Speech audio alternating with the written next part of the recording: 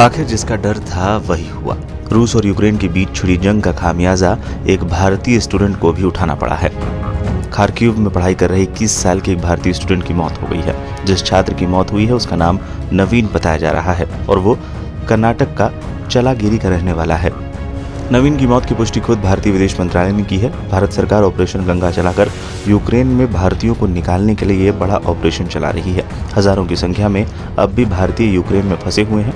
इस बीच ये दुखद खबर सामने आई।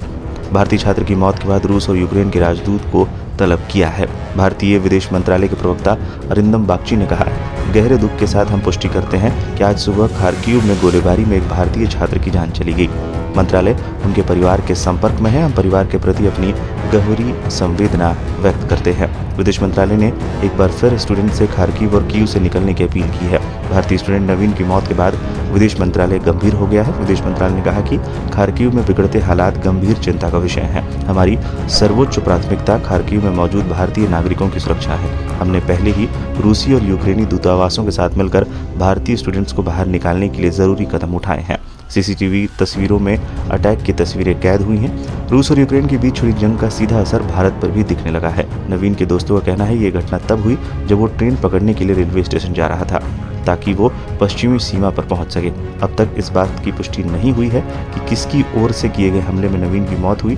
भारतीय छात्रों की ओर से दूतावास से मदद की गुहार लगाई गई है। आपको बता दें यूक्रेन की राजधानी कीव को रूस की सेना ने घेर लिया है। 64 किलोमीटर लंबा रूसी सेना का काफिला राजधानी के बाहर डटा हुआ है। कहा जा रहा है कि किसी भी वक्त रूस की ओर से कीव पर अब तक का सबसे बड़ा हमला किया जा सकता है।